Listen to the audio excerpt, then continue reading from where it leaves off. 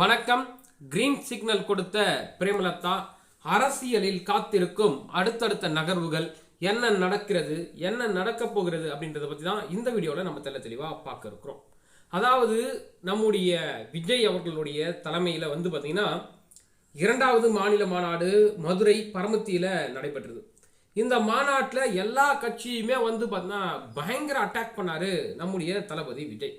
உதாரணத்துக்கு திமுக ஆரம்பிச்சு பாஜக அதிமுக என ஒரு ரவுண்டு கட்டினாரு விஜய்.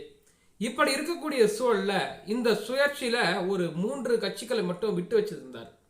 அதுல ஒன்று தமிழக வெற்றி கழகத்துடன் இணக்கமாக இருக்கக்கூடிய நம்முடைய தேமுதிக, மற்றொன்று தேசிய அரசியலில் இருக்கக்கூடிய காங்கிரஸ் மற்றும் வட தமிழகத்துல செல்வாக்கு மிக்க பாமக. இப்படி இந்த 3 கட்சிகளை விஜய் பார்த்தீங்கன்னா குறி வைக்கப்பட்டதா சொல்றாங்க.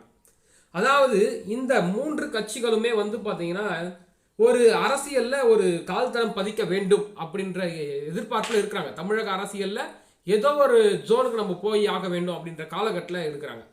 அப்படி இருக்கும்போது விஜயினுடைய இந்த ஆட்சி அதிகாரத்தில் பங்கு என்பதை இந்த 3 கட்சிகளும் விரும்புவதாக சொல்றாங்க. ஏற்கனவே பார்த்தீங்கன்னா காங்கிரஸ் திமுக கூட்டணியில குறிப்பிட்ட தொகுதிகளை கேட்டிருக்கிறாங்க. அந்த தொகுதிகளை தர மறுக்கும் பட்சத்தில் விஜயுடன் கூட்டணி அப்படின்றதெல்லாம் பார்த்தீங்கன்னா உள்ளடி வேலையா பார்க்கப்படுகிறது. மற்றொரு பக்கம் அப்பா மகன் சண்டையில பாமக யாருடன் கூட்டணி அப்படின்ற செய்தி தெரியாமலே இருக்கு. ஆனா அதிமுக திமுக என மாறி மாறி கூட்டணி வைத்த பாமக சென்ட்ரல்ல கூட்டணி இல்லை அப்படின்னு சொல்லியிருந்தாங்க.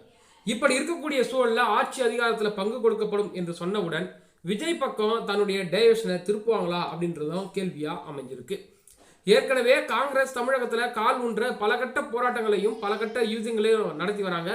அப்படி இருக்கும் பொழுது காங்கிரஸ் பார்த்தீங்கன்னா ஆட்சி அதிகாரம், அதாவது ஒரு 30 எம்எல்ஏவாவது நம்ம தமிழகத்திலிருந்து வரமாட்டாங்களா? அதாவது எப்படின்னா ஒரு 50 தொகுதியோ 60 தொகுதியில் போட்டிடும் போது அதில் பாதிக்கு பாதியாவது காங்கிரஸ் வெற்றி பெற்று ஒரு 30 எம்எல்ஏ வரைக்குமாவது நம்ம உள்ள போக முடியாதா அப்படின்றது காங்கிரஸோடைய நிலைப்பாடாக இருக்கு.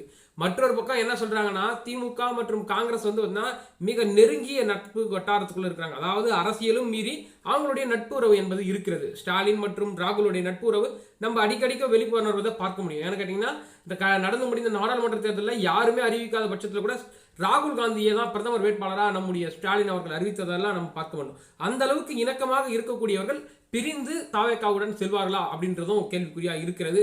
பார்க்கலாம் விஜய் அடுத்தடுத்த நகர்வுகளில் என்னென்ன செய்ய போகிறார் என்பதை. மேலும் இது போன்ற அரசியல் சம்பந்தமான நிகழ்வுடன் உங்களை சந்திக்கிறேன். நன்றி, வணக்கம்.